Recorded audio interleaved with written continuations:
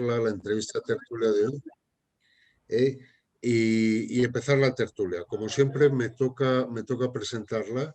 Es una Sara, se llama Sara Sánchez. Vamos poco a poco. Se llama Sara Sánchez. Quiero hacer una mención especial a Elvira Vilches, que ha sido la que ha conseguido captar a Sara y traerla cerca de nosotros, y que me ha pedido especialmente que la disculpara, Sara, porque no va a poder estar esta tarde con nosotros, pero me ha prometido que iba a seguir muy de cerca tu intervención, la grabación. Entonces, os decía, Sara Sánchez es, yo diría lo que me sale a voz de pronto, es joven. Qué bien. Es sobre todo joven. Pero además de ser joven, es ingeniera de montes por la Universidad Politécnica de Valencia. Tiene un máster en gestión medioambiental por la Cranfield University en Inglaterra. Ella ha sido investigadora en tratamientos de agua. Tiene, muy importante, y va a repercutir en lo que nos diga esta tarde, tiene mucha experiencia en cooperación. Ella es humilde, ha dicho experiencia, yo creo que bastante, por lo que he visto, y en particular en Latinoamérica. Y tiene algo muy importante, y esto es un guiño para Energías Sin Fronteras. Ella es la responsable de Relaciones Internacionales de Young Water Professionals, que es una asociación de gente joven, del área española, entiendo. Sara, corrígeme tú, es del área española de Young Water Professionals, es una asociación con gran conexión internacional de jóvenes profesionales, como dice el nombre, que trabajan en temas de agua. Pero también es miembro de Women in Water and Sanitation Network y es investigadora de varios aspectos de la relación entre entre agua, saneamiento y el problema cotidiano de las comunidades, por decirlo así, que no disponen de ella. En concreto, nos va a hablar, y conoce bastante muy bien el tema, de un término que a mí me ha sorprendido, que ella ha denominado pobreza menstrual, y que obviamente tiene una conexión muy importante en la relación entre agua y género entre mujeres. Lo que nos va a contar hoy, como habéis visto en el título, se refiere a agua, saneamiento y cooperación. Hemos estado hablando de qué nos iba a contar, porque tiene muchas cosas que contar. Entonces, con la amabilidad de Sara, ella nos ha propuesto, y es lo que ella va a apuntar esta tarde, a agua, impacto en poblaciones. Nos va a contar alguna de sus experiencias en Latinoamérica. Vamos a pasar una conexión entre el problema del agua, las mujeres o las cuestiones de géneros. Va a tocar otros temas curiosos que están relacionados con esa carencia o con esa falta de disponibilidad de agua, como puedan ser el abandono escolar. Cosa a mí me sorprendió, creo que tiene cosas interesantes que decir. Nos va a hablar también de lo que yo le dije, lecciones aprendidas, y ella me dijo, no son lecciones aprendidas, es lo que hay que evitar. Tiene además una presentación muy graciosa, ha conseguido contarnos este tipo de temas con unas animaciones muy interesantes, muy irónicas, muy simpáticas. Y yo le he invitado también, como somos una ONG con vocación, Energías Sin Fronteras es una ONG con vocación de conocer a todo el mundo, de contactar a todos aquellos que están intentando, esforzándose por lo mismo que nosotros. Le he pedido que nos hable también un poco de quiénes son Young Water Professionals y cuál es la labor que desarrolla. Como siempre, vamos a echar un ratillo de unos 30 a 45 minutos. Lo dejo a la decisión de Sara y luego, entre todos, vamos a tener un debate. Me callo. Sara, bienvenida a estas tertulias de Energías Sin Fronteras. Es un verdadero placer tenerte con nosotros y adelante con tu presentación. Muchísimas gracias, Mariano, por esa introducción. Buenas tardes a todos y a todas. Gracias por estar aquí y muchísimas gracias tanto a ti como a Elvira por haberme extendido la invitación a formar parte de esta tertulia. Voy a compartir la presentación.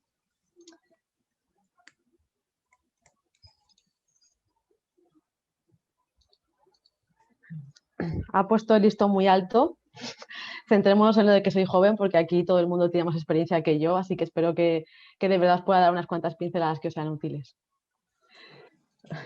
Vamos allá, pues. Vamos a lanzar unas cifras para ir entrando en materia. Estas cifras son entre del 2017 y el 2019, que son los últimos estudios oficiales que se han podido realizar debido a la pandemia. Pero mientras esperamos datos más actualizados, creo que nos sirve para hacernos una idea. 785 millones de personas, una de cada 9, carecen de acceso a agua potable. 2 billones de personas, una de cada 3, carecen de acceso a una letrina. Y 673 millones de personas, más del 10% de la población mundial, practica la defecación al aire libre.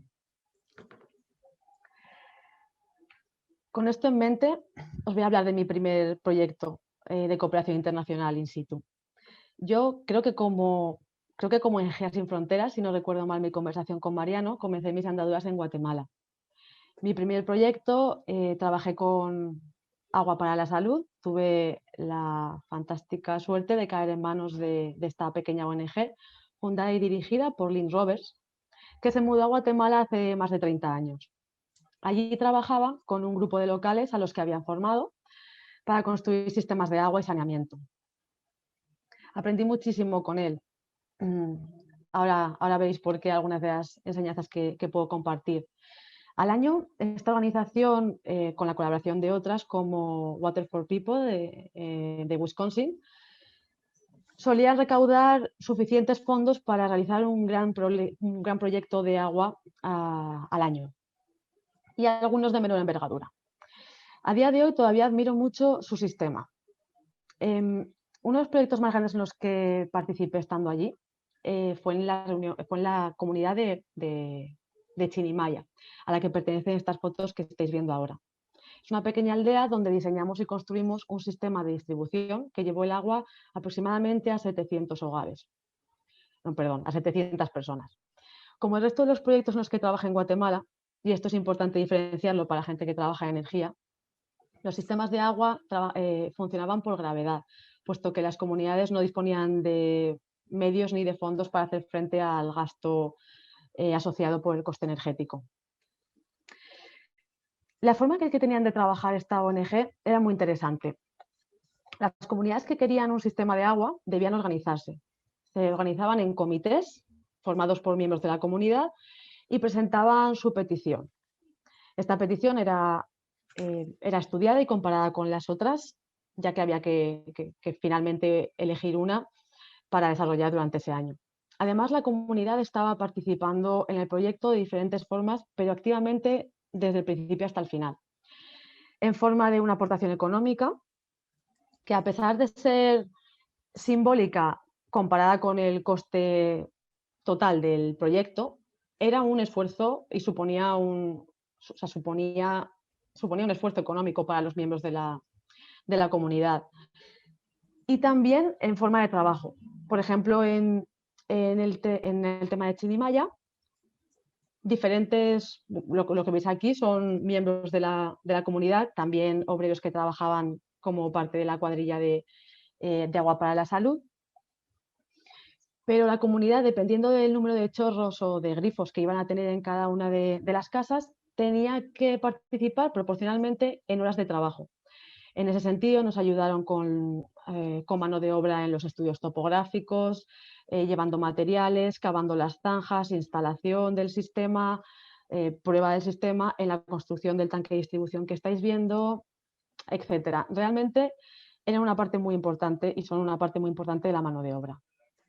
Este modo de trabajar me sigue gustando a día de hoy, cuando he tenido la oportunidad de ver algunos más, por varios motivos.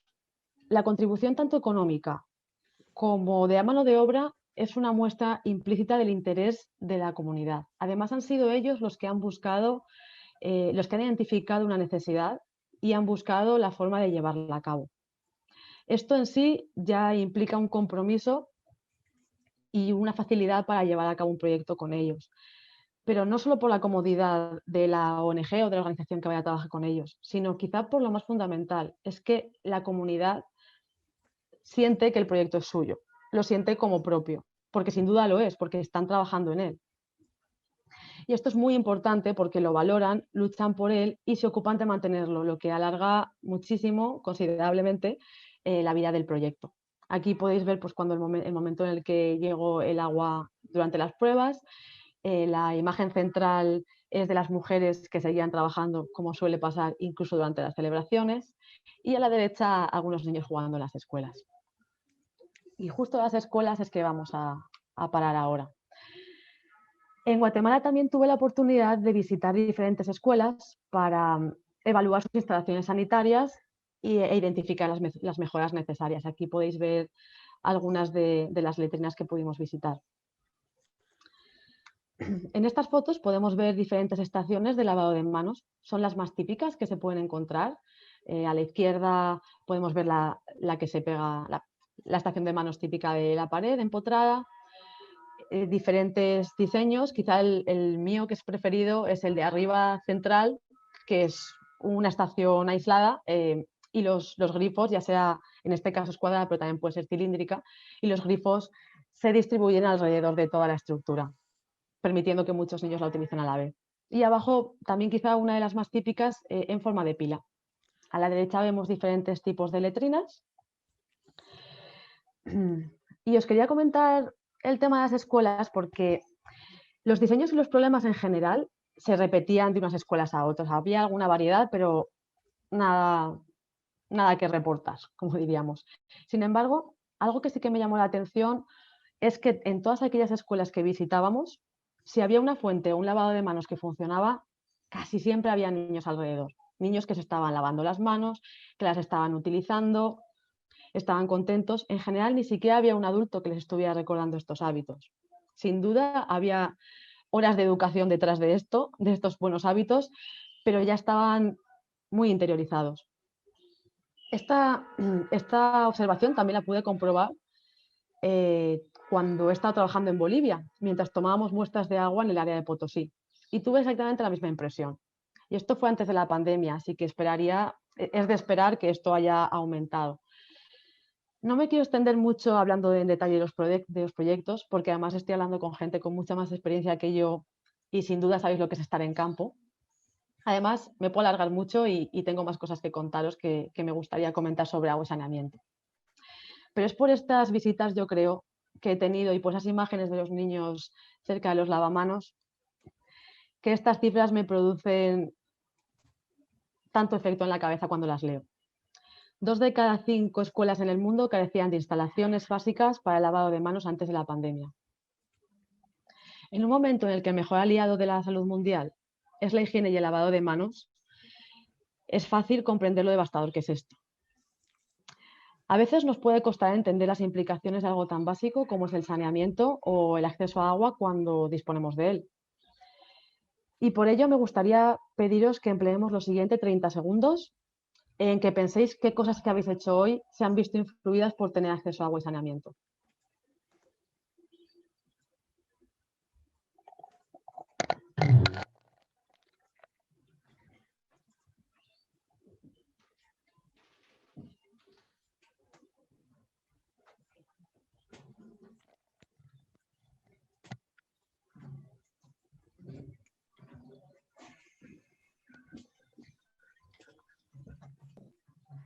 Vale, yo creo que ya, muchas gracias.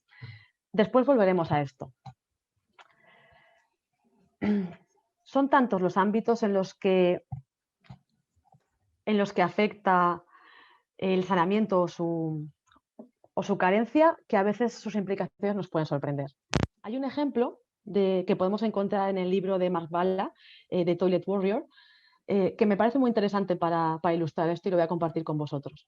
Mark Balla es un australiano que lleva muchos años construyendo letrinas en diferentes países en vías de desarrollo, principalmente en India. Y la anécdota a la que me refiero comienza con una llamada. Tiempo después de terminar uno de sus proyectos, recibió la llamada de uno de los directores de unas escuelas en las que habían intervenido, que le comentaba que tenían un problema. El director estaba preocupado porque recibía quejas, ya que el tiempo de espera en los recreos o en los recesos para llegar a las fuentes de agua se había duplicado. Resulta que ahora que habían letrinas y las niñas tenían un lugar al que acudir y orinar durante el día, habían comenzado a beber agua. Por supuesto, esto había duplicado el tiempo de espera en las fuentes que antes no tenían que compartir con sus compañeros. Y estos no estaban demasiado contentos con el tiempo extra. Este es un efecto colateral que me gusta mucho como ejemplo porque nos enseña cómo acciones tan esenciales como incluso beber agua también se ven afectadas por la falta de saneamiento. Y aunque indudablemente la falta de agua y saneamiento es un problema nefasto, con efectos nefastos para toda la población, son las mujeres y las niñas las que más sufren esta carencia. Y en ese sentido, seguramente vais a detectar que en muchos casos, os voy a dar datos referidos a mujeres y niños en el resto de la presentación, porque no ha hecho falta realmente darle un enfoque de género, se hace solo en este tema. Como una imagen habla más que mil palabras, y por suerte el Banco Mundial y WSP tienen unos cómics geniales que hicieron hace bastantes años y que, por desgracia, todavía aplican, voy a tomarlos prestados para tratar algunos de los temas que quiero comentar con vosotros hoy. Vamos a hablar de algunos de los aspectos que tienen impacto en la vida cotidiana de muchas de las personas alrededor del mundo. En este caso hablamos de la recolección de agua. Podéis ver en la imagen un grupo de mujeres que están esperando, están haciendo fila para llenar sus tinajas y sus cubos de agua antes de volver a sus hogares. En este gráfico podemos ver en quién recae la responsabilidad de recolectar agua. Está diferenciado en hombres y niños y en mujeres y niñas. Creo que es fácil ver que la parte derecha desproporcionadamente gana. Esto viene de un informe del Joint Monitoring Program del 2017, de nuevo los últimos datos a los que he podido acceder. Muestran los resultados de este estudio que analizó 61 países en los que se estudiaba en los diferentes hogares quién era responsable de recolectar el agua. Creo que estaremos de acuerdo en que la responsabilidad de recolectar agua todavía recae desproporcionadamente en mujeres y niñas. Y esto tiene un precio muy alto. Conlleva numerosas implicaciones. Por ejemplo, el coste de oportunidad. El tiempo empleado en recolectar agua es tiempo que no podemos utilizar en educar, en educación, en actividades de ocio, en descanso. Es tiempo que no se emplea tampoco en actividades que reportan una ganancia económica, con la independencia, el empoderamiento y la seguridad que ello supone también. Pero ¿de cuánto tiempo estamos hablando? ¿Cuánto tiempo realmente se dedica? Para que nos hagamos una idea, el tiempo medio de ida y vuelta para recolectar agua en zonas urbanas oscila entre 10 minutos en Laos y 65 minutos en Somalia. Poniendo como ejemplo Sierra Leona, cuyo tiempo de trayecto está entre medias de ambos, unos 25 minutos por casa por día, donde la mujer es responsable de 3 de cada 5 casas y las niñas de 1 de cada 7, esto supone que el tiempo utilizado por mujeres y niñas en Sierra Leona suma más de 175 millones de horas al año. Me voy a obligar a hacer una pausa aquí para que este dato cale bien en nuestras cabezas. 175 millones de horas al año. Pensad no solo en lo que supone esto para las mujeres a nivel individual, sino también para la productividad del país. ¿Qué otros impactos tiene la responsabilidad de recolectar agua? Lesiones a largo plazo en espalda, cuellos y articulaciones, causados que pueden aparecer por la causa de grandes distancias y llevar gran peso de forma repetida y continuada. Violencia sexual a la que se exponen durante el recorrido. Un elevado gasto calórico. No es inusual que en países en vías de desarrollo se sufra de malnutrición. Este gasto energético, que además no es nada desdeñable, empeora un estado de salud que de por sí puede ya estar comprometido. Y otros, bueno, accidentes, por ejemplo, como atropellos o caídas que se pueden dar durante el camino. A menudo tienen que andar cerca de los coches en las carreteras, o incluso otras circunstancias que a mí misma me sorprendieron cuando las vi, por ejemplo, en la apariencia personal. La pérdida de cabello que se puede producir por llevar de forma continuada tinajas en la cabeza. Esto puede causar vergüenza y ansiedad social, por ejemplo. A pesar de que las mujeres son quienes a menudo tienen una relación más estrecha con el agua en el día a día, a menudo son los hombres quienes toman las decisiones. Y esto obviamente tiene que cambiar. En la viñeta podemos ver representado un grupo de hombres que está comentando que las mujeres están demasiado ocupadas para discutir los temas relacionados con el agua, problemas del directo. Mientras que realmente podemos ver en la viñeta que ciertamente las mujeres están ocupadas encargándose del agua, agua que obviamente los hombres también van a disfrutar. Se ha comprobado con datos y con estudios que la participación de las mujeres en la toma de decisiones, tanto domésticas como de la comunidad, mejoran el resultado de los proyectos de agua y saneamiento. Sin embargo, a menudo se les mantiene al margen de la toma de decisiones, a veces incluso siendo las principales afectadas por estas, como sería el caso de esta viñeta. Ahora bien, tampoco podemos caer en el error de darles más cargas sin quitarles las anteriores. No se puede pretender la participación de la mujer o su entrada en cualquier ámbito sin redistribuir las cargas ya existentes. Si conseguimos que las mujeres estén involucradas a nivel de coordinación y de toma de decisiones, también están adquiriendo nuevas responsabilidades. Pero si sus anteriores tareas siguen invariables, lo que estamos haciendo es aumentar sus cargas. Y esto a corto plazo las va a perjudicar. Al fin y al cabo, la igualdad también incluye las cargas familiares y domésticas y es algo que también debemos intentar incluir en nuestras intervenciones. Otro de los aspectos que más que más impacta en la vida de las personas es la falta de saneamiento. Da igual donde nos encontremos. Las mujeres y las niñas sufren particularmente ante la falta de acceso a saneamiento y esto es por razones fisiológicas, tanto como culturales y sociales. El recato que se espera y que se les exige y la discreción a las mujeres y niñas impide que puedan hacer sus necesidades en cualquier sitio, por no hablar de la falta de seguridad. Mientras que aunque la falta de saneamiento innegablemente tiene consecuencias para toda la población, como podemos ver en la viñeta puesta de forma bastante graciosa, hombres y niños tienen menos problemas para en un momento dado poder aliviar sus necesidades. En este caso, para mujeres y niñas, las consecuencias de no disponer de saneamiento suben la apuesta. Agresiones sexuales, violaciones, acoso. En India, las mujeres que practican la defecación al aire libre tienen el doble de probabilidades de sufrir violencia sexual de alguien que no sea su pareja que aquellas que cuentan con un baño dentro de las premisas de su casa. Esto no se limita únicamente a la existencia de baños. También es importante su localización y su configuración. Es importante que los accesos a los baños estén libres de vegetación para que no sea fácil esconderse alrededor, estén iluminados, que los accesos de la parte de hombres y de mujeres estén bien separados y que no sea posible pasar de una parte a otra, por ejemplo.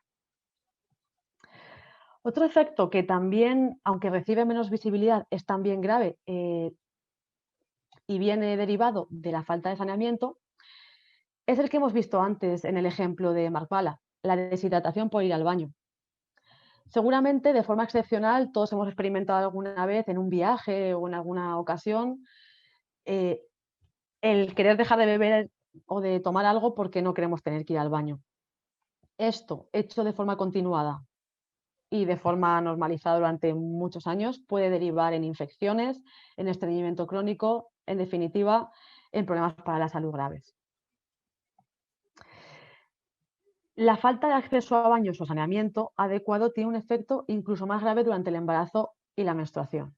Un tema que de por sí es complicado en la mayoría de las sociedades debido a los tabús y a la estigmatización que los rodean. Incluso en el caso de contar con productos para manejar la higiene, productos de higiene menstrual, sin acceso a un lugar en el que cambiarse, muchas niñas acaban viéndose obligadas a faltar a clase o incluso abandonar los estudios definitivamente. Esto tiene un coste muy alto para las niñas y para las mujeres.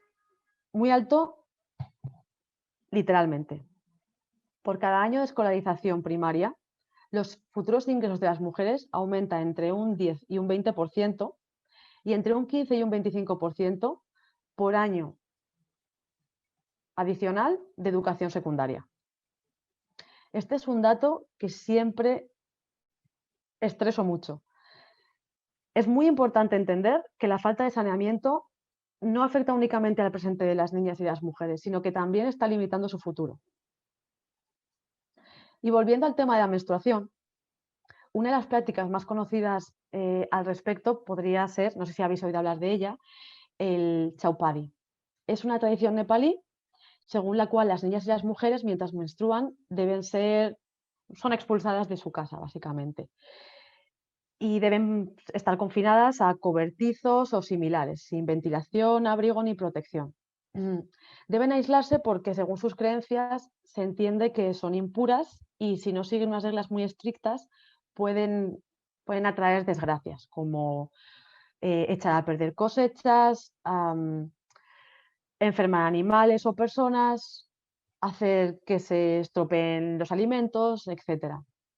Resumiendo, son consideradas impuras y un peligro para el resto de la comunidad. Aunque esta práctica se prohibió en 2005, sigue ocurriendo, se sigue llevando a cabo y no ha desaparecido. Y más allá del daño psicológico que conlleva, no son pocos los ataques de animales, las violaciones y las muertes por enfermedades o asfixias que han resultado de esta práctica. Por otro lado, el daño psicológico en países en los que no se llega tan lejos como en este caso Nepal, tampoco son nada desdeñables. Hablamos en muchos casos de escarnio público y del sentimiento de sentirse sucio y rechazado por toda la comunidad. En 2019, una adolescente de 14 años se suicidó tras ser humillada por su profesora por haberse manchado de ropa la sangre, por haberse manchado de sangre la ropa, disculpa. Este no es un caso aislado. En India, en 2017, otro caso similar llegó a la prensa y estamos hablando solo de los casos que han llegado a nuestros oídos. Por esto es tan importante hablar de los temas de la menstruación y quizá por esto es que se ha adoptado de alguna forma dentro del sector de la higiene y del saneamiento. La pobreza menstrual que antes comentaba Mariano no es un concepto que haya acuñado yo, lo ha hecho gente con más experiencia y seguramente mucha más idea del tema, y consiste en la incapacidad de llevar la menstruación con dignidad y con seguridad. Esto puede pasar por no tener los productos de higiene menstrual disponibles, pero también puede pasar por sufrir vergüenza, humillación o no tener suficiente información.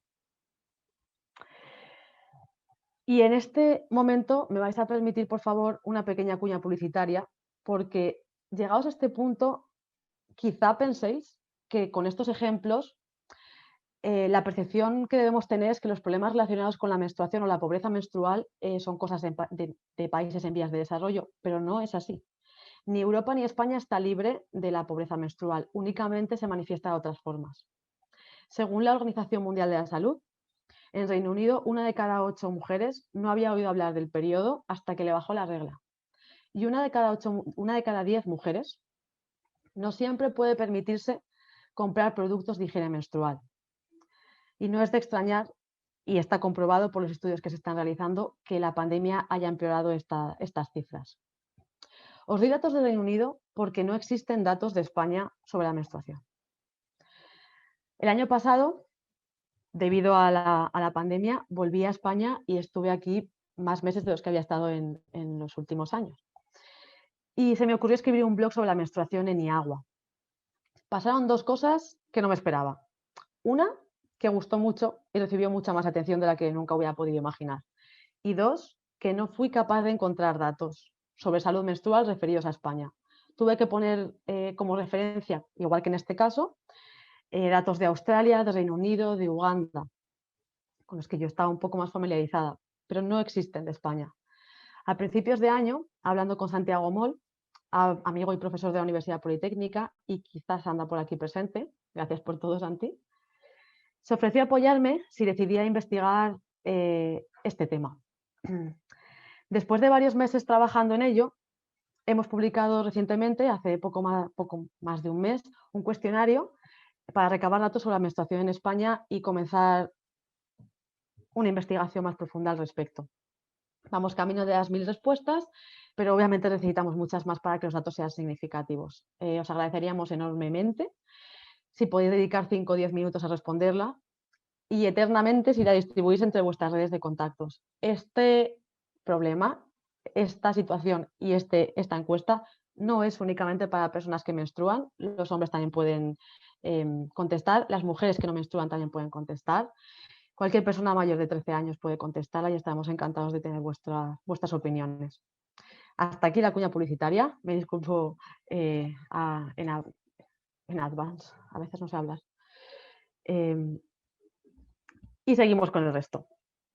Después de todo lo que hemos visto, y si he hecho bien mi trabajo, y más teniendo en cuenta que sois personas que trabajáis en cooperación, quizás estéis deseando construir letrinas y sistemas de agua para mejorar las condiciones de vida que todas las personas que sufren por su falta. Y desde luego hace falta. No perdáis ese sentimiento, pero no corréis tanto. A veces no es tan fácil. Una de las cosas más bonitas, más complejas y, por qué no reconocerlo, a veces también más frustrantes de este sector, es que a veces choca de lleno con la naturaleza y la conducta humana.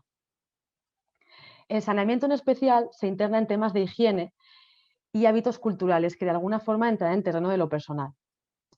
La parte social de cualquier proyecto es importante. Estoy segura de que estéis de acuerdo conmigo en esto. En agua y saneamiento es importante hasta tal punto que a menudo es la diferencia entre el éxito y la derrota más absoluta. En esta viñeta podemos ver, por ejemplo, que seguramente un proyecto con muy buenas intenciones ha puesto a su disposición urinarios, bidés, etcétera, y no están siendo utilizados para lo que se intentó para el primer objetivo, digámoslo así. Son muchos los casos en los que las letrinas que se han instalado en diferentes partes del mundo no son utilizadas para propósitos sanitarios. A menudo, por ejemplo, acaba siendo la mejor estructura presente en la comunidad y a veces la destinan, por ejemplo, para almacenar el grano. Y hay que reconocer que tener asegurada la cosecha para invierno, pues es también primordial. Entonces, este podría ser un ejemplo de lo que pasa cuando no tenemos en cuenta otros aspectos. Pero tengo más y quizás mejores. Hay un caso que es bastante conocido de una comunidad en la que se instaló un sistema de distribución de agua. Todo funcionó bien, llegó el agua a las diferentes casas hasta que un día dejó de funcionar. Mirando la investigación, vieron que había sido vandalizado, había sido a propósito. Y preguntando, llegaron a la conclusión y descubrieron de que había sido un grupo de las mismas mujeres que normalmente iban a por el agua. Resulta que a nadie se le había ocurrido que, a pesar del trabajo que suponía ir a por el agua, también este era el único momento de esparcimiento en el que ellas podían comunicarse, salir de casa, hablar de sus cosas y desconectar un poco hasta cierto punto. Entonces, aunque el proyecto realmente les había quitado mucha carga de trabajo, también les privaba de la excusa de salir y tener ese momento de desconexión. Y decidieron intervenir. Otro caso ocurre en un campo de refugiados, que con la intención de facilitar el acceso de las mujeres al bloque de baños y letrinas durante la noche y aumentar su seguridad, instalaron más luces, mayor iluminación. A nadie se le ocurrió de nuevo, y la verdad es que era difícil de predecir, que los grupos de hombres empezaron a sentarse alrededor durante la noche para jugar a las cartas. De esta forma, obviamente, las mujeres no solo no se sentían más seguras, sino que se sentían más inseguras y evitaban el lugar por la noche. Y el último ejemplo que os quiero dar es de Sudán, un proyecto en el que lo llevan todo a cabo según el libro, la comunidad está involucrada desde el principio, la comunidad misma está, está identificando cuáles van a ser las herramientas que se van a utilizar y el objetivo es acabar con la defecación al aire libre. Ya os adelanto que este es un tema muy complicado, que requiere de toda la ciencia del comportamiento humano que se pueda aportar. En algunas de las comunidades en las que llevaron a cabo este proyecto funcionó todo perfecto, pero en algunas no.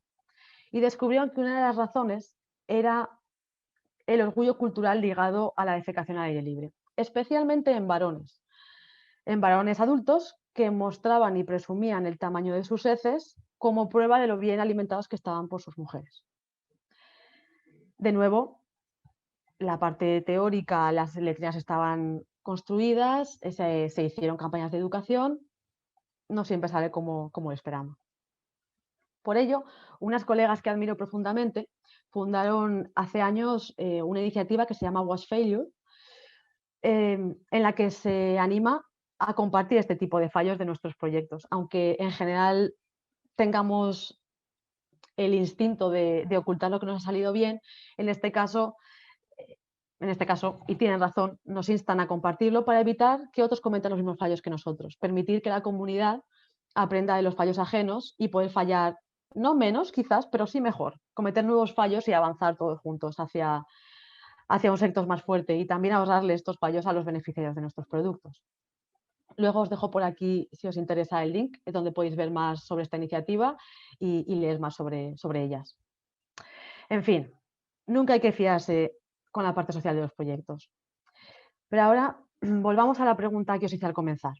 Cuando os pedí que pensáis de qué forma afecta a vuestro día tener acceso a saneamiento y agua, probablemente pensasteis en ir al baño, en lavaros las manos o en poder beber agua directamente del grifo. Y todo esto es correcto, por supuesto. Pero quizás ahora, después de esta presentación, podáis pensar también en la relación que tiene con lo rápido que habéis encontrado un baño, con lo fácil que ha sido encontrar privacidad cerrando la puerta, el poco esfuerzo que ha supuesto tirar de la cadena y lo lejos que se han ido los restos, con la seguridad y la sanidad que eso nos garantiza. Y tampoco nos hemos parado a pensar si nos hemos querido tomar un segundo vaso de agua por miedo a que se nos llene la vejiga. Y nadie seguramente va a ponerse en riesgo por ir al baño antes de irse a dormir esta noche. He intentado dar unas pinceladas a la imagen de cuánto cambiaría nuestras vidas sin acceso a agua y saneamiento. Ahora quedaría a ver cuánto pueden cambiar la vida de esos millones de personas que todavía no lo tienen cuando finalmente tengan acceso y hacer que ocurra lo antes posible.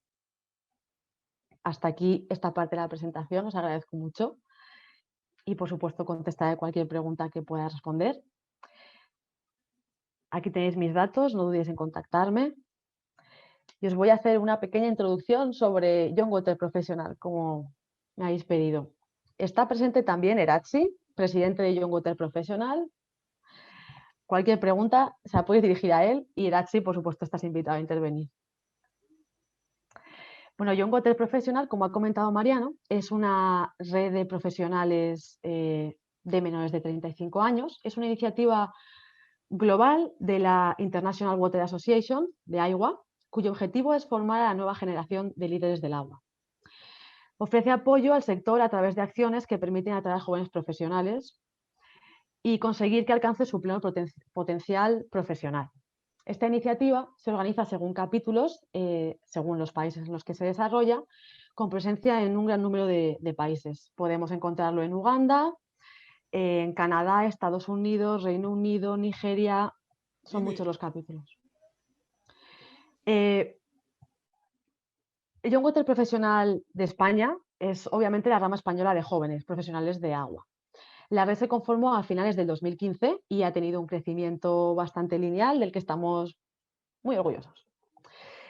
El objetivo es contribuir al presente y al futuro del sector del agua en España a través del desarrollo profesional y el reconocimiento y la visibilidad de los jóvenes profesionales del sector del agua. Esta asociación ayuda a consolidar el sector en España, como comentaba, porque crea lazos entre los profesionales de diferentes compañías y también de diferentes ramas, que nos hemos conocido a través de diferentes eventos e iniciativas.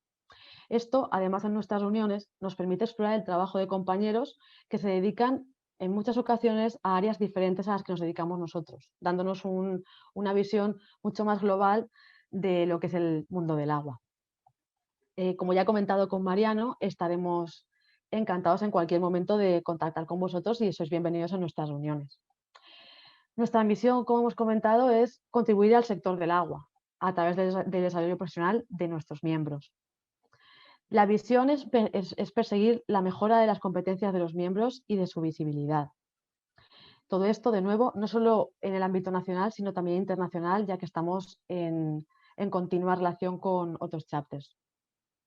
Esta es la comisión de dirección, el comité de dirección actual. Tenemos 6 áreas, además de la vicepresidenta, la secretaria y la presidencia, que desarrollan diferentes actividades. El área de innovación, formación y tecnología, desarrollo profesional, comunicación y relaciones públicas, eventos y relaciones internacionales y sostenibilidad. Nuestras actividades varían de un momento a otro, pero estamos bastante presentes en la red, procuramos publicar infografías como la que podéis ver aquí del oso polar, dependiendo quizá para celebrar días internacionales o para comunicar proyectos que se han terminado. Hacemos concursos de fotografía como el que ganó el de la cabra que podéis ver ahí. También tenemos un calendario en el que publicamos los eventos que ocurren en el mundo del agua, aunque sean internacionales, aunque no tengan nada que ver con nuestra asociación, para que nuestros miembros puedan estar al tanto. Ganamos el premio IAGUA a la asociación del año, a la mejor asociación en el año 2020 y participamos en diferentes reuniones internacionales, como hemos comentado algo antes, y colaboraciones con diferentes capítulos. También tenemos campañas de sensibilización en las redes sociales, hacemos hilos de Twitter y concursos con el fin de comenzar conversaciones que creemos que son necesarias. Aquí podemos ver, por ejemplo, a la izquierda el reto de los espaguetis con tomate que hicimos. Si tenemos de nuevo un reto, por supuesto, vamos a contar con vosotros de ahora en adelante. En este caso consistía en cocinar un plato de espaguetis con solo 3 litros que tenían que servir para cocinar, comer y fregar. Y podemos ver aquí también tenemos el John Water Professional Today, en el que tenemos una especie de periódico de broma. Y pues como vosotros me imagino, hemos tenido que pasar muchas de nuestras reuniones a ser online durante la pandemia. También hemos organizado 2 congresos, el Congreso de Madrid y el Congreso de Bilbao. Y aunque la pandemia nos ha retrasado el siguiente, estamos deseando volver a reunirnos. Y bueno, nada, una vez más daros las gracias. Esta es la última viñeta que quería poner. Estoy de acuerdo con Mariano, el agua y la electricidad el agua y la energía está intrínsecamente ligada y estamos encantados de colaborar con vosotros en cualquier cosa que podamos y a partir de ahora estamos en contacto. Gracias por vuestro tiempo y vuestra atención. Gracias, Sara. Muchísimas gracias por esta presentación tan interesante, tan fresca. A mí me ha gustado sobre todo por la frescura. Has señalado cuestiones que a veces quedan orilladas, pero no por ello son menos importantes. Me ha gustado mucho la interrelación entre el acceso al agua y al saneamiento y la cuestión femenina, la cuestión de género. Y yo encantado, y además encantado de saber que hay gente que estáis agrupados y que estáis intentando dar una resolución a todo este tipo de problemas. Desde muchas áreas. Creo que no has abordado el aspecto tecnológico, que a lo mejor quizá a algunos de nuestros oyentes les hubiera gustado. Aquí estamos un poco deformados todos, porque somos casi todos tecnólogos, ¿no? Y la cabra tira al monte. Pero creo que es bueno esa complementariedad que nos has dado con esos aspectos que tienen una influencia social y que en definitiva condicionan muchas veces las posibilidades de poner en marcha soluciones para temas del agua. Yo te doy las gracias de nuevo quiero pasar ahora la palabra al público. No sé si hay alguna pregunta entre el público que nos está siguiendo para Sara. Yo, mientras la gente se decide y nos manda sus preguntas, yo tengo una pregunta reflexión, ¿no? Y es siempre que abordamos la cuestión de género, pues me queda una pregunta, ¿no? Y es, vamos a ver, esto del género tiene sobre todo una componente cultural, entiendo. Es decir, son sociedades que se han formado para bien o para mal, o porque sí o porque no, en torno a un esquema de reparto de roles, de reparto de tareas, etcétera. La pregunta es,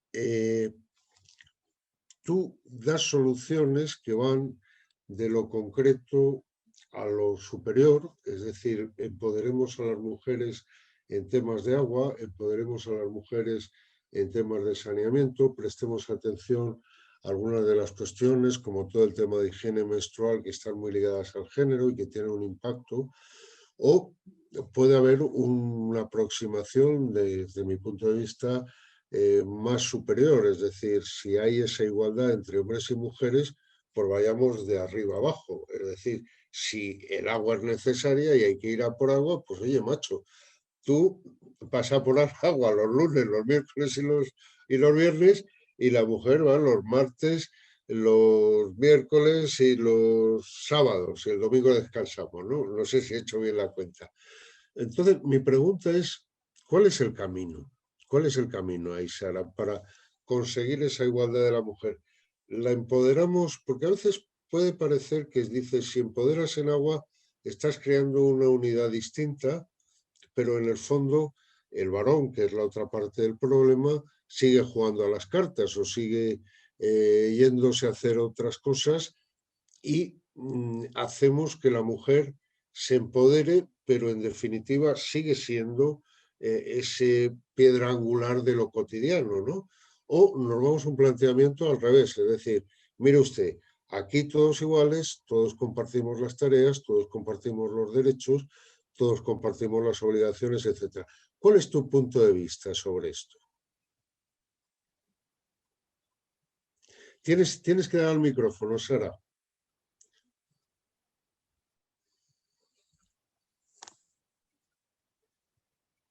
Adelante. No, no te oímos, no te oímos.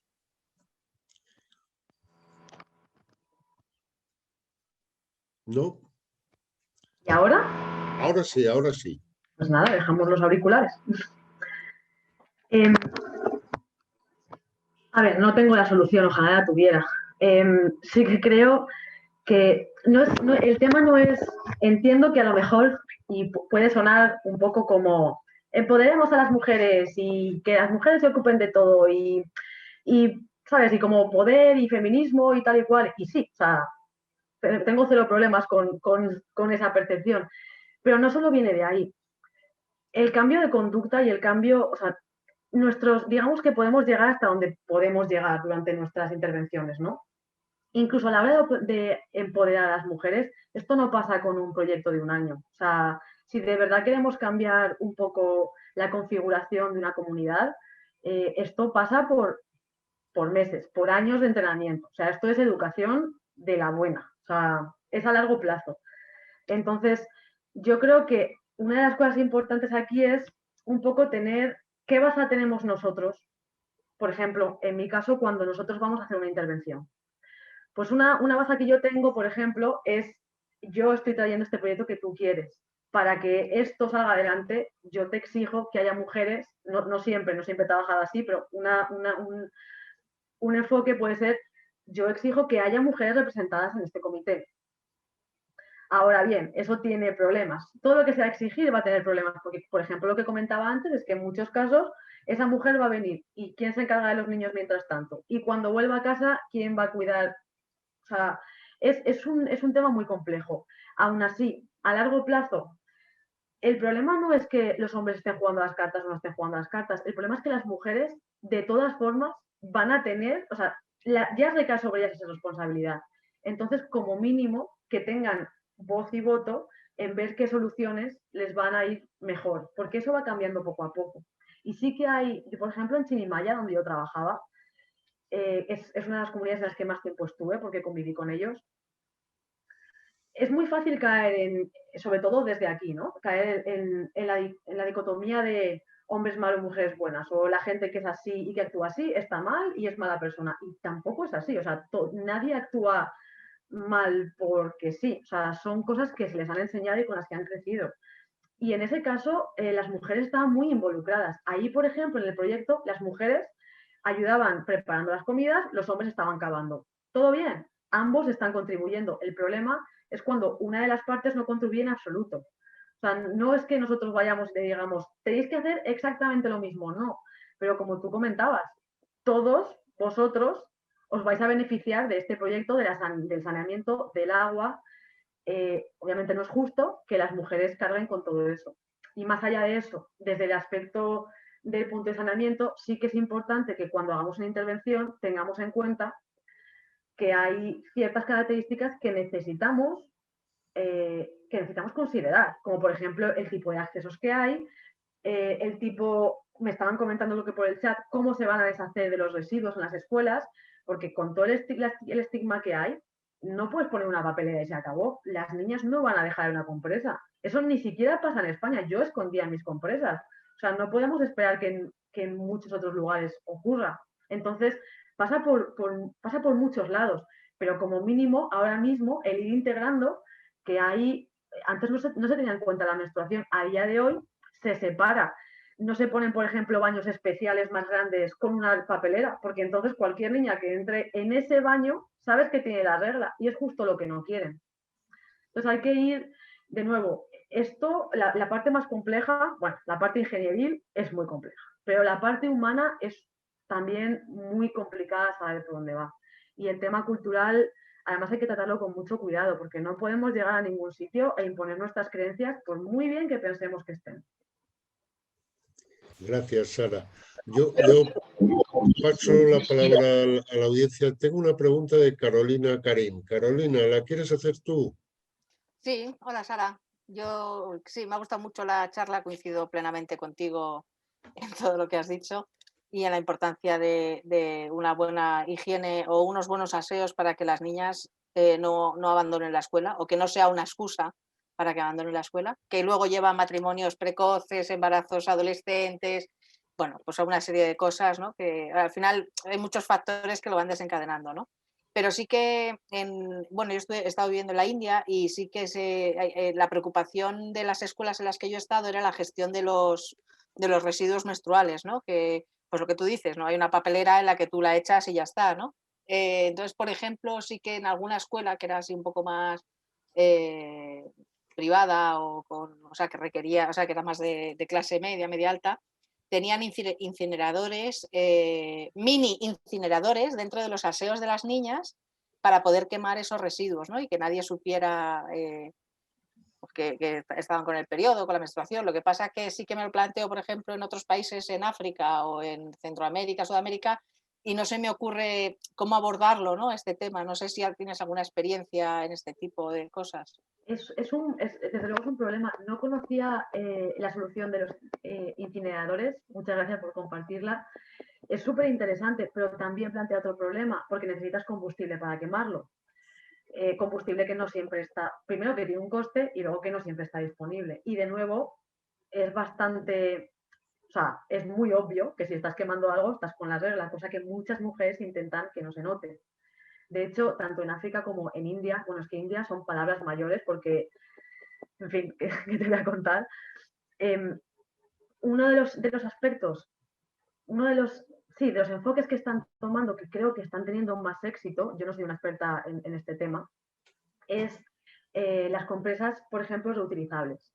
En muchos casos se han visto que se utilizaban, bueno, si se lee sobre el tema, es increíble lo que se ha llegado a utilizar para absorber la sangre, ¿no? No es de extrañar la cantidad de infecciones y enfermedades que se han producido.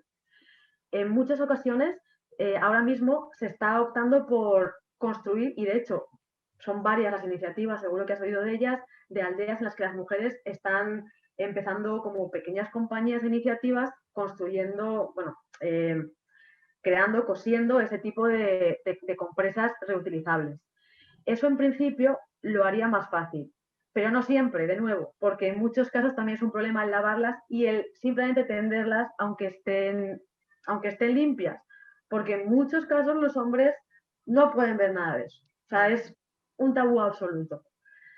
Entonces, hay gente que aboga por la copa menstrual. Yo me resisto mucho. Creo que la copa menstrual a mí me encanta, pero no sé, o sea, no creo que sea la solución para países en vías de desarrollo. El nivel de higiene que es necesario es altísimo, sin contar con todo el problema que supone para algunas culturas la inserción de los dedos en la vagina o de productos así sean tampas.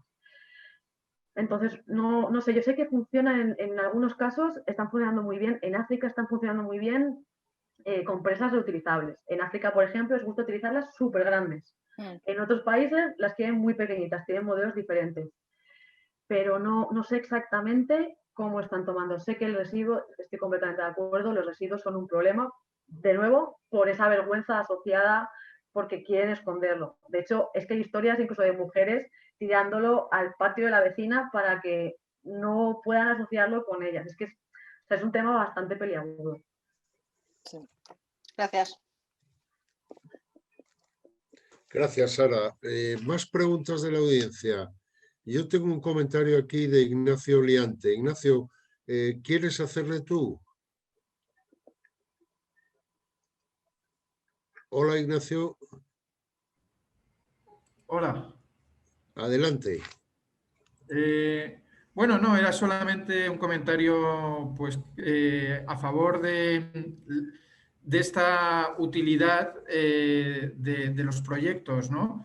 O sea, sobre todo me ha interesado mucho esta parte donde comenta que es la comunidad la que detecta la necesidad y que además la comunidad es la que trabaja en el proyecto para considerarlo suyo, ¿no? Porque precisamente yo me interesé en el mundo del voluntariado y de las ONGs a raíz de una visita que hice a la selva del Perú, donde pues en una comunidad habían tenido un proyecto de una ONG que les había hecho una instalación de placas solares, de energía solar, ¿no? Pero claro, ellos eso lo habían tomado como un regalo que recibieron y un tiempo después alguien se acercó por allí y les dijo que eso, bueno, se lo llevaban porque ya iba a llegar dentro de poco iba a llegar la energía eléctrica, la red nacional y que se llevaban el proyecto, ¿no? Y bueno, pues dijeron, bueno, pues como vino se fue, pero claro, cuando nosotros fuimos, que fuimos acompañando al alcalde del pueblo más grande que está allí, pues claro, el alcalde decía, ¿cómo no me habéis avisado? ¿Cómo no me habéis avisado de que esto ha pasado, ¿no? Y bueno, pues simplemente compartir esto porque me parece que es muy importante, como decía Sara, ¿no? Que sea la comunidad parte del proyecto importante, incluso que sea ella la que descubre la necesidad, ¿no? Y hago referencia a esa diapositiva tan graciosa de los urinarios convertidos en nidos y en macetas, ¿no? Esa me parece muy acertado, vamos. Y nada más, muchas gracias, Sara, y gracias a todos también por la invitación. Gracias, Ignacio. Sí, estoy de acuerdo. Yo creo que aquí ninguno, bueno, yo no estoy libre, estoy segura de que he cometido errores en mis proyectos y por eso intento seguir formándome y aprender de otros profesionales y sobre todo intentar dejar un poco la prepotencia que a lo mejor llevamos desde casa de pensar que llevamos la solución, cuando en muchas ocasiones pues a lo mejor ni siquiera nos lo han pedido, ¿no? Hablaba antes de Lynn Roberts, que fue mi mentor y mi introducción al mundo de la cooperación, no podía tener uno mejor. Y decía muchas frases que yo siempre digo que hablaba casi como si fueran las frases estas que podemos leer en los sobrecitos del café, porque eran frases como contundentes, que me quedaban luego en la cabeza. Y una de las que me dijo fue como, puedes llevar el burro al río, pero no puedes obligarle a beber. Y es que realmente, o sea, yo puedo llevar el burro al río, pero es que a lo mejor yo me empeño en que el burro tiene sed y lo que quiere es comer. O a lo mejor le están dando miedo las ranas que están en el borde. Es que pueden pasar mil cosas. Y en este caso, no es difícil comparar mi ignorancia acerca de lo que está ocurriendo en la cabeza del burro con mi ignorancia respecto a dinámicas intrínsecas de la comunidad, que a lo mejor estoy viendo desde fuera unas necesidades y yo pienso una solución que a lo mejor me serviría a mí, pero no estoy entendiendo cosas que van muchísimo más profundamente. Por eso yo creo que la comunidad esté involucrada desde el inicio hasta el final es impepinable. Para mí eso es completamente necesario. No garantiza la victoria, pero desde luego el no tenerlo garantiza la derrota. Gracias, Ignacio. Gracias, Sara. Sara, yo tenía una pregunta también para ti. Aquí hablamos siempre mucho del empleo del agua, de la captación del agua, pero hay un punto, el agua es un ciclo, ¿no? Por lo menos eso me enseñaron a mí hace muchos años. Hay un tema que pocas veces se pone sobre la mesa o se aborda, que es la parte final del ciclo, la que va ligada al saneamiento, ¿no? Y estoy hablando de la depuración de aguas, ¿no? Es decir, está muy bien captar para la comunidad, distribuir, acondicionar el agua, etcétera, etcétera, proveer saneamiento. ¿Cuál es tu experiencia en estas comunidades vulnerables, estas comunidades alejadas, cuando toca hablar también de esa parte, decir, bueno, una vez que usted tiene agua, que la ha captado, que la ha utilizado y tal, ahora tenemos que devolverla al medio? ¿Cuál es tu experiencia? ¿Cómo las comunidades aceptan eso? ¿Qué tipo de soluciones hay para comunidades vulnerables, pequeñas? ¿Cómo funciona este tema? Mi experiencia al respecto no es buena. Aparte de ser limitada, no es muy buena. Yo he trabajado en proyectos, por ejemplo, en el caso de Guatemala, estamos hablando de que nosotros llevábamos agua, pero no la tratábamos. No era agua potable. Lo único que estábamos haciendo era ahorrar el tiempo que tardaban en llegar a la fuente, ¿no? Entonces, el tratamiento de agua posterior, aunque muy necesario, en general se sale de los presupuestos. O sea, es un paso más allá al que yo en mis proyectos todavía no se ha llegado. Sí que conozco, además, se está intentando, por suerte, de hecho, se está haciendo mucha incidencia ahora mismo en las soluciones naturales, pero de nuevo, no son las más baratas, así que suele ser un problema, suele ser un lujo que no se le da, o que no quiero decir que no es que se malgasten, ni muchísimo menos, porque se lo merecen igual que nadie, ¿no? O sea, más que nadie, pero no es una herramienta que se utilice tan a menudo en desarrollo según mi experiencia. ¿Por qué? Porque primero es más difícil, las mixtas sí que funcionan mejor, pero las primeras, así como tal, o sea, el ciclo del agua, el volver a reutilizarlo, aunque sea, por ejemplo, en términos de humedales y tal, es complicado. Y luego, incluso la forma de...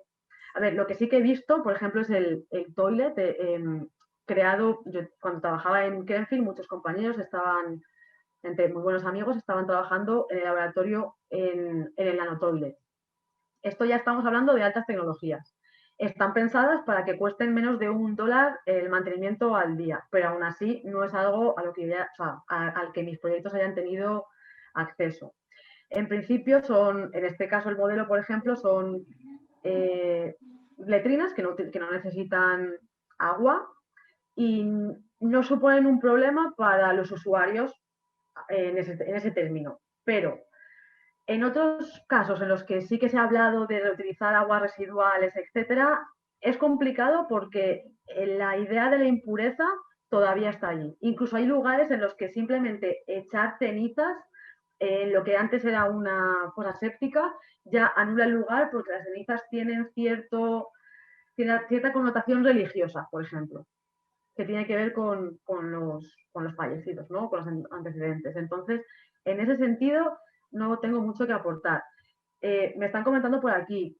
Rain harvesting, sí, completamente. O sea, eso sí que lo he visto muchas veces. El hecho de que cosechen la lluvia sí que lo he visto y lo utilizan mucho. Y además, con unos cachivaches que se han inventado con 4 cosas, o sea, que ya quisiera yo llegar a ser un día la mitad de ingenieros que son ellos. Y eso sí que lo he visto que lo utilizan muchísimo.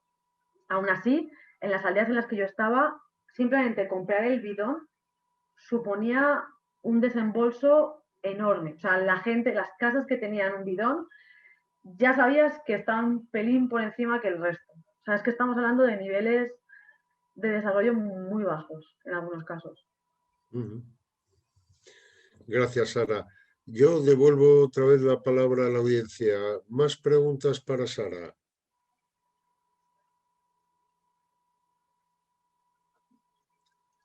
Bueno, parece que nos lo has dejado todo clarísimo. Perfecto. No, muchísimas gracias. Con esto, si como veo que no hay más preguntas, yo voy a dar por finalizada la charla. Te queremos dar mucho las gracias. Yo estoy muy contento. Aquí, espera, aquí hay uno de He sido última yo, hora. os estoy poniendo la cuña publicitaria que se me había olvidado. Bueno. Y os voy a poner también lo de World Sí. Failure por si os interesa. No, te quiero dar muchas gracias porque en Energías Sin Fronteras tenemos la preocupación del agua y tenemos la preocupación del género. Y el género es una de las cuestiones en las que más se ha trabajado últimamente para introducir esa componente en todos nuestros proyectos. Entonces, primero veo que lo que tú nos has contado o lo que nosotros hacemos está alineado con lo que tú nos has estado contando. Creo que la gran enseñanza de todo lo que has contado es que has ido más allá y nos has abierto ideas. Como dicen los ingleses, no me gusta la palabra, pero está muy de moda, ha sido inspiring, ¿no? Inspiring, no, ha sido motivador, ¿no? En el sentido de que hay muchas de las ideas que yo creo que procuraremos desarrollar y a partir de lo que nos has dicho, incorporarlas en todos nuestros proyectos. Y sobre todo ha sido muy agradable el conocer el que haya un grupo de gente, y gente joven, insisto, que tenéis esta preocupación tan ligada a la cooperación, tan ligada a esas necesidades de agua y con las que esperamos, no sé cómo, pero yo creo que en el futuro estamos obligados a entendernos y a cooperar, ¿no? Y desde Energías Sin Fronteras os lanzo el guante a los Young Water Professionals para que podamos encontrar algún punto de encuentro en el futuro y que a partir de ahí pues podamos... Discúlpame porque yo estoy viendo aquí... eres tú la que mandas los chats. Yo estoy aquí como hombre de orquesta, ¿no? Multitasking. Y en todo caso, ya te digo, muchísimas gracias. Vamos a subir tu presentación a YouTube para que los voluntarios que no hayan podido estar presentes puedan disfrutar de ellas. Muchísimas gracias y espero que nos volvamos a encontrar muy pronto. Pasado el verano, eso sí, pero muy pronto. Ojalá que sí. Muchísimas gracias de nuevo. Lo siento por esa falta de la parte técnica. Me imagino que Alfredo se ha quedado con ganas, pero cuando me habéis dicho ya en qué estaba trabajando él, digo, uy, aquí va a faltar un aspecto. Pero bueno, yo encantada de estar con vosotros de verdad y seguro que estamos en contacto porque yo también tengo muchísimo que aprender de vosotros y es que ciertamente agua y energía no se pueden separar. Y al final tenemos el mismo objetivo. Admitimos voluntarios todos los días, ¿eh? Lo tendré en cuenta. No, Sara, muchísimas gracias, que tengas muy buen verano y ojalá nos veamos a la vuelta del verano y podamos volver a hablar sobre estos temas. Y por supuesto, gracias a toda la audiencia que ha estado siguiéndonos y que ha estado participando en esta entrevista. Nos vemos. Gracias. Muchísimas gracias. Yo, Sara, muchas gracias.